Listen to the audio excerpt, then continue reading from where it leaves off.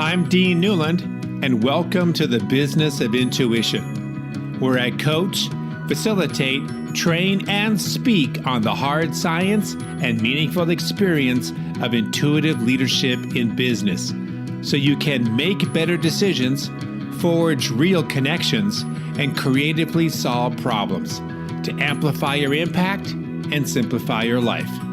Welcome to the Business of Intuition. Selling a small business presents a myriad of challenges that are often deeply intertwined with both logistical and emotional factors.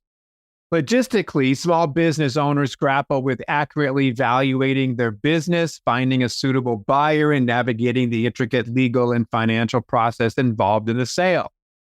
On the emotional front, entrepreneurs often feel a profound attachment to their business, which have been built from the ground up. This emotional bond can cloud judgment, making it difficult to let go or even to assess potential deals effectively. Moreover, the concern for how employees, many of whom have become like family, will fare under new ownership can add another layer of complexity to the decision-making process. But my next guest on the Business of Intuition is really an expert in this field of selling small businesses. His name is Paul Spradling, and Paul is the co-founder of Pacifica Advisors, named one of the top 25 investment banks in 2022. Paul is in charge of strategy and helping hundreds of businesses exit and get growth capital investors. A graduate from Cornell University, Paul's business portfolio runs the gamut from raising over $350 million in capital before the age of 30 to working on transactions with the largest names in the business, such as Blackstone, Goldman Sachs, to name just a few.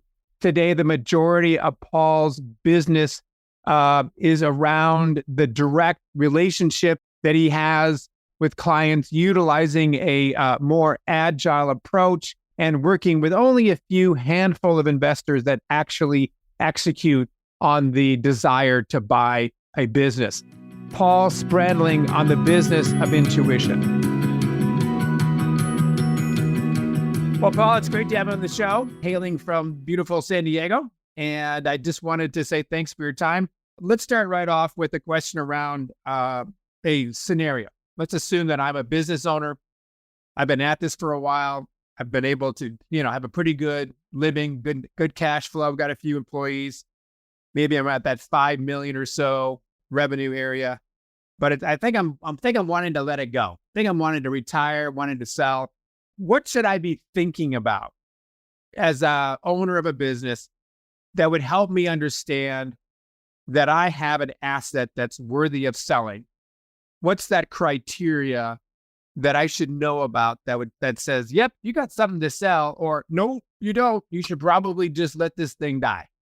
Yeah, well, great question. Thank you for having me. But I think that the biggest thing is you should never really let that thing die. There's always some value. Maybe you just get to sell it for one-time revenue because you have an amazing client list. You should always talk to a professional business broker, an investment banker, an M&A firm in your area. But the main things that you do need for your business to be sold successfully is a management team that can replace you, key management team, because if you are very involved in the operations and you want to retire, well, who's going to take your position? Who's going to take over your responsibilities? So key management team is the single most important to get the maximum value. Depends who you are selling to. Strategics might not need as much positive EBITDA or cash flow, but private equity firms or family offices, people who want to buy it because of the yield, will want to see that strong cash flow historical. So if you had a couple bad years and you are trying to sell it in those bad years, maybe hold on until you have a good year so you can perform it out that now the years are going to be like that. And third, and very important as well, is timing. As soon as you start feeling like you want to sell it, start the process, because it's not a short process.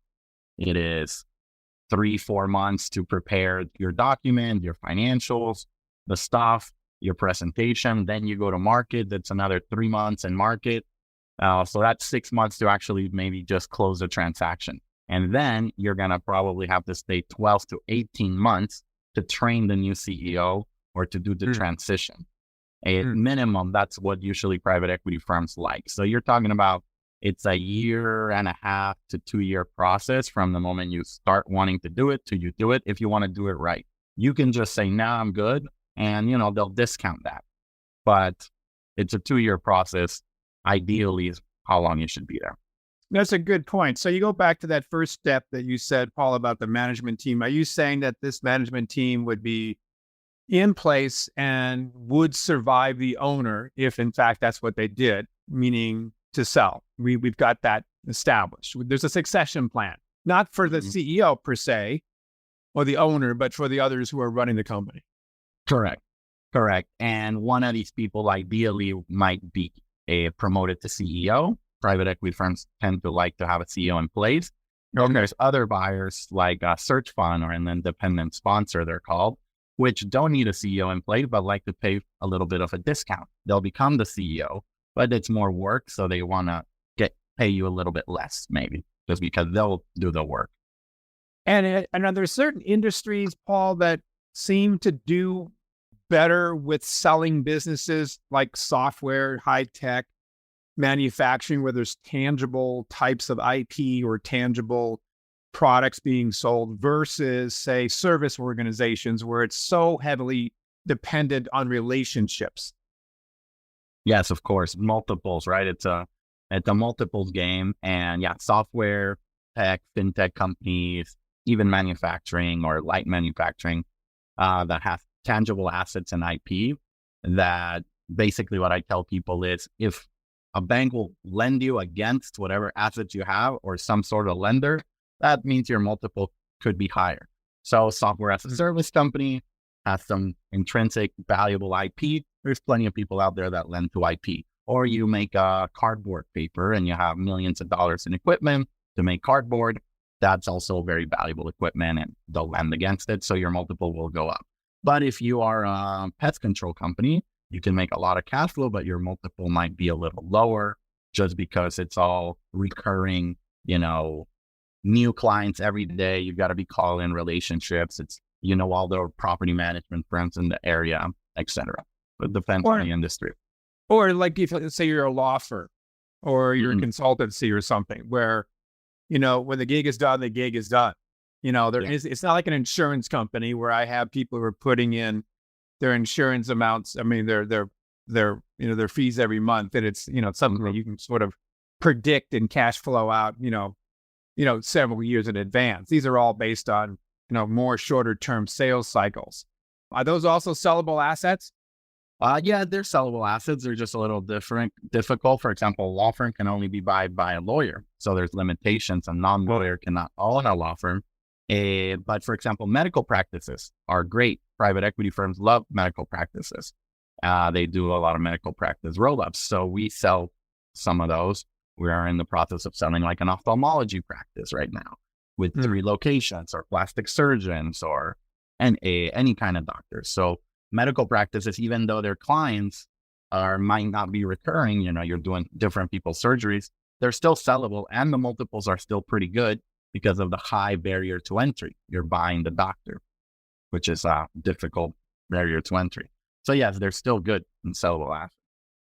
I remember years ago, we purchased some property down in Phoenix. We had a few rental places, and I found that it was really helpful to me to understand the people that we would eventually be selling to, because I knew at some point we would flip these. I knew at some point we would let them go, and we did.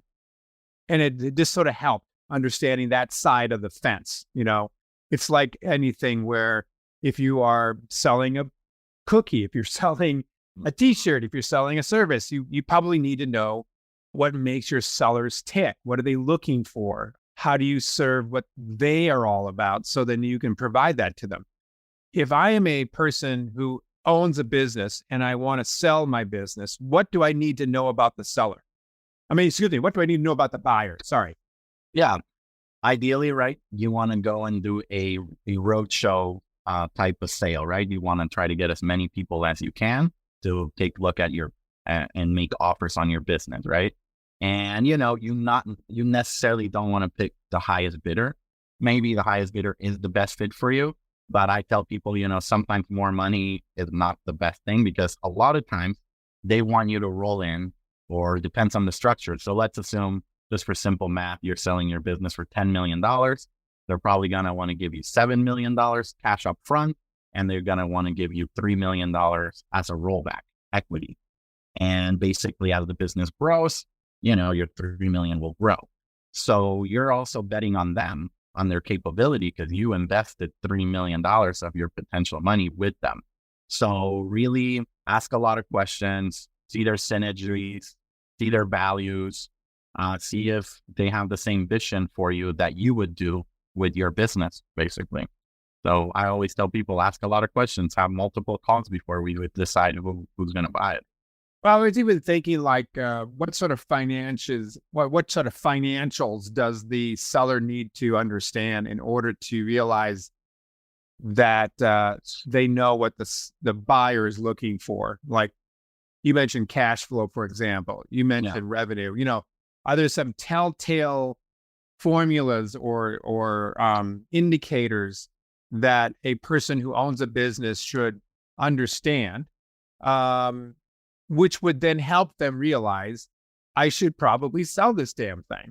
Because I think that sometimes when you're a small business owner, I mean, you're not talking, hundreds of millions of dollars here. Your sweet spot's in that $5 to $10 million range. And so we're talking about that, right? So I think that some of the small business owners out there, once they get to a certain point, they rely on their CFO. They rely on, a fractional CFO or what have you to help them out. I'm in that boat, right? I don't understand my finances as much as my CFO does, right? I understand the basics, but she's got a much better handle on it. What does the seller need to know about their finances that will help them determine, I should sell this?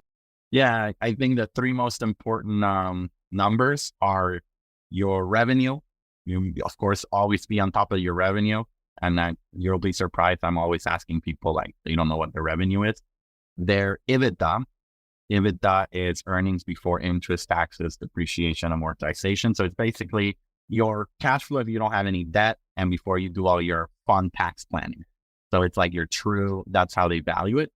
And then your EBITDA margin and what's the industry standard. So if your revenue is 10 million and your EBITDA is $1 million, so your EBITDA margin is 10%, and the industry average is 7, so you're doing a little better. Or if the industry average is 20 and you only have 10, why are you spending so much money? So, understand those three numbers, your EBITDA margin, your revenue, and your actual EBITDA. Those are key to sell. So those are with those three questions and knowing your industry, we can come up with pretty close, accurate of your estimated value, because, it's comps. And then there's market comps. Yeah. So then the rest is a little easier. So it goes back to, in a sense, like when you say comps and comparables, meaning my business in this particular size, in this particular region, this particular industry, was somebody else sold their business, similar to mine, for X. So then we can compare, much like you would a house. Yeah, I totally get that.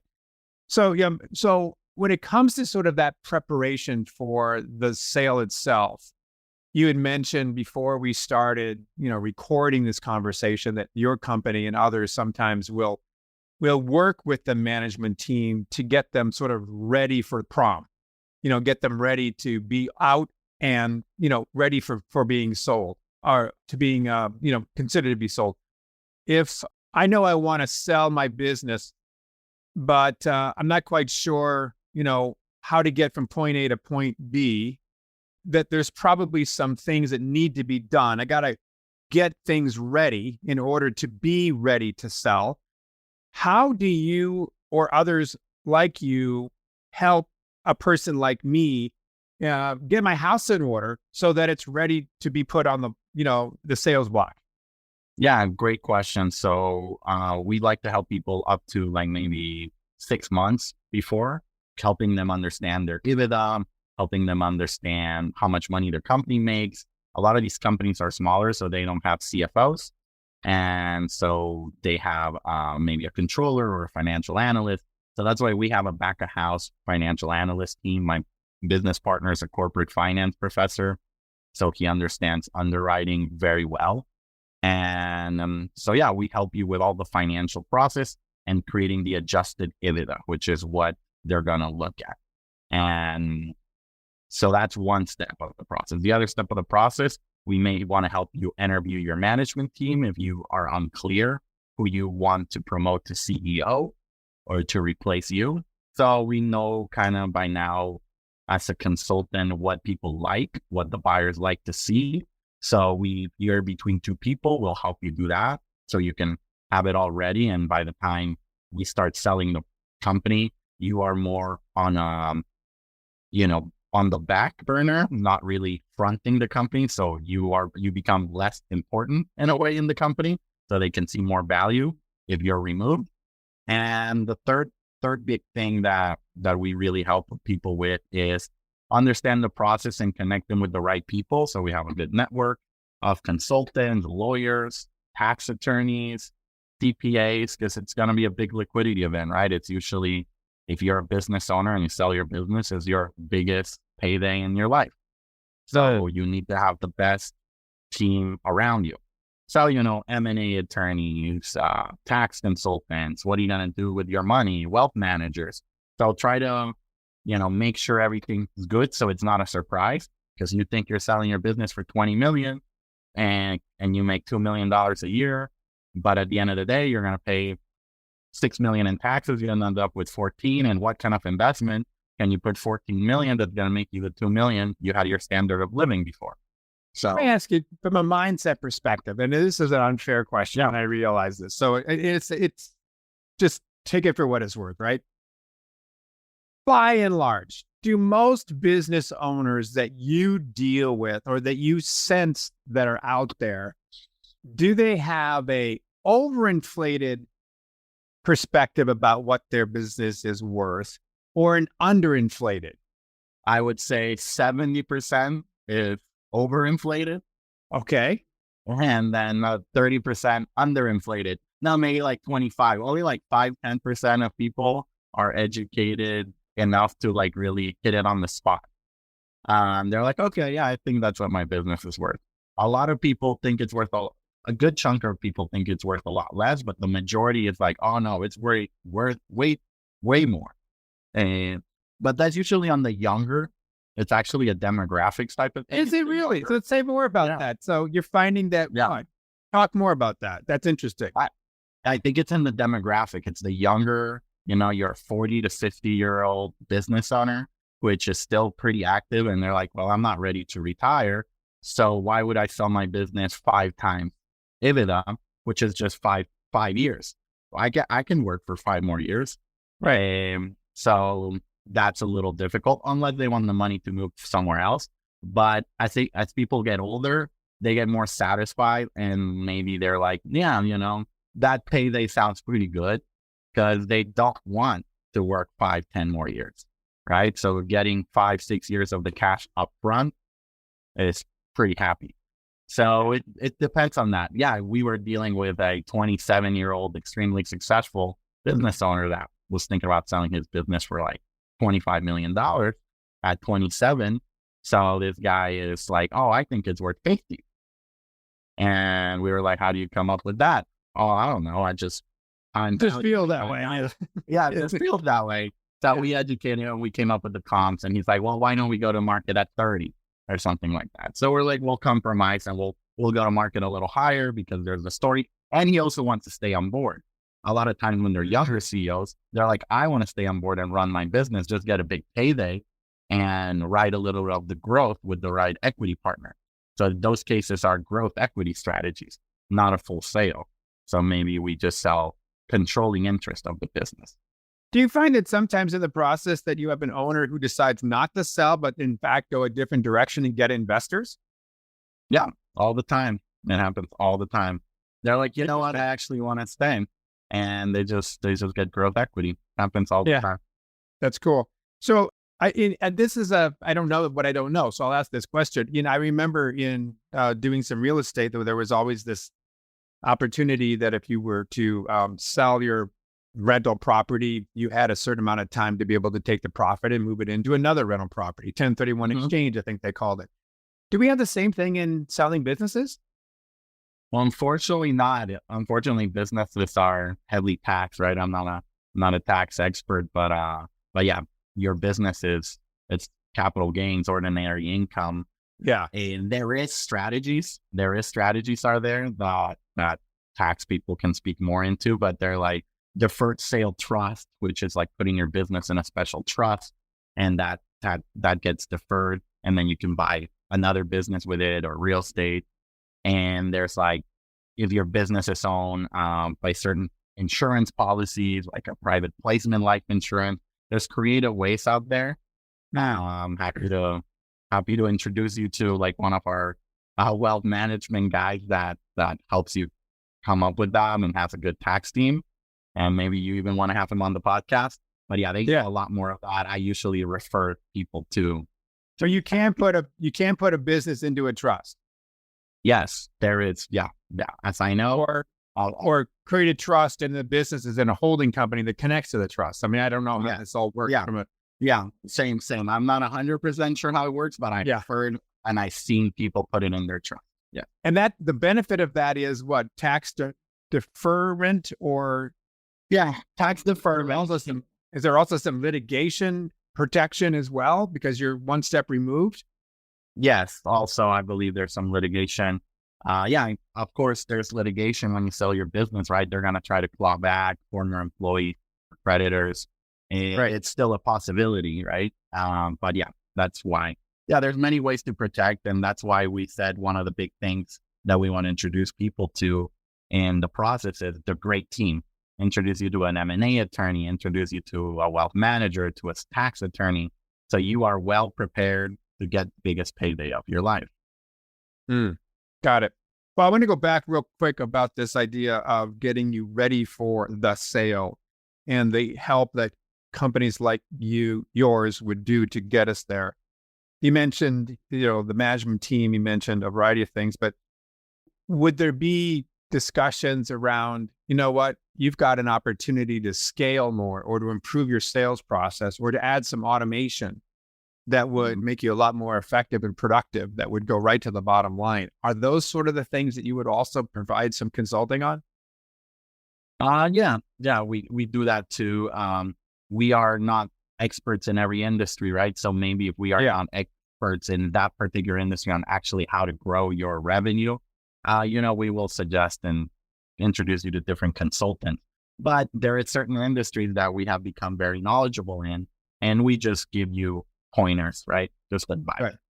One of the biggest disruptions we've had over the last, even 9 months has been ChatGPT and generative AI. And, where there's a lot of conversations are going on about it. Higher education is now leading into it, trying to figure out how best to teach students and learners in this new world. Do you see that particular disruption is going to change the business selling process or the businesses being ready, or do they feel like it's a good thing, or does it even show up at all on their radar? Yeah, no, for sure. If anything, I think it's helping people. It's helping the end seller, making their process. It's a fountain of information, right? You can spend money on attorneys. Some of the more simpler legal documents that ChatGPT is putting, like simple employment contracts and little stuff like that. The templates that they're doing are amazing. And I've seen like great stuff, or I personally use it to draft some of my marketing emails, right? When I am following up with all my clients, I say, make this sound more impressive and more better grammar. I might not be the perfect writer, and it's helping. And then the business owner as well is just different information, right? They can type in some other complicated questions and it may answer them well. So I think if anything, it's making the process easier and faster. It's still a very relationship trusting. So I don't think we're there yet for years for people to trust the machine to do the transactions, because it's your biggest livelihood in your life. But you can trust it with a lot of the back of house questions and administrative work for sure. Yeah, absolutely. Absolutely. So I guess my last question I want to ask you, Paul, is this a good time for a business owner to sell? Or would you say, like, people talk about this in real estate all the time? Oh, interest rates are so high. Looks like more basis points are going to come our way from the Fed. Maybe we should hold off. That's the, barbecue conversation with the beer in your hand, right? What do you think, Bill, Sally, going to sell your house or not? Well, we're going to wait a little bit because the market doesn't look very good. What would you say relative to selling a business? Yeah, I mean, definitely financing has gotten more expensive. That's for sure. And that happens a lot in the smaller businesses that there's financing. But in the larger businesses, when you pass that $15, $20 million range in market value, private equity firms buy them cash. There's a lot of cash buyers out there, and also, people want to make good money, right? They want to make cash flow. So they are buying these businesses that are cash flowing actively. So there's always buyers for them. So I think it really comes down to a very personal decision. Do you see yourself being done with this business, retiring, getting paid in the next year, 2? So if that's the case, it's always a decent time to sell, unless your industry is really doing bad. That's the only time I tell them. If your industry is doing bad in that particular time, let's say you are like we had some businesses, you're a roofer that does brand new homes. Well, maybe there's not as many brand new homes being built right now. So your business is building roofs. So, understood. It's not the right time to sell that because it's really affected by the economy. So yeah, it's very case by case, but let's say you own 10 McDonald's. So it's always a good time to sell your 10 McDonald's. Yeah. I know it's an unfair question. Yeah. We had a good friend of ours who owns a shop and was able to purchase it with seller financing. Good idea, not a good idea. Seller financing, good idea. If you can get a good term from him, it's always good. I have nothing against seller financing. I think if it's one of the easiest ways to get your hands on an asset, if the seller is being reasonable, it's pretty good. It's a pretty good idea. A lot of big businesses that I know have been built through seller financing. And is it good for the seller? Is it good for the seller? It's good for the seller. If he not the best. Let's just say for the seller is not the best, for the buyer is the best. The seller usually does seller financing, maybe if he cannot find another buyer. Right. I get it. Yeah. And the interest rates are right, whatever the terms are right. Yeah. Well, Paul, this has been really, I'm getting another little graduate degree here, a little mini course that's always useful. And I'm sure that some of our listeners will as well. How can people follow you, connect with you, know more about what you're about? Yeah, you can find us, pacificaadvisors.com. It's our website. There's a lot of resources. Please click on different industries, and we have articles about each industry, kind of shows what the ranges are. So there's a lot of information there. LinkedIn, all social media, just Google us, Paul Spradling or Pacifica Advisors, and you can find us. Sounds good. Well, thank you for your time. It's been great. Thank you.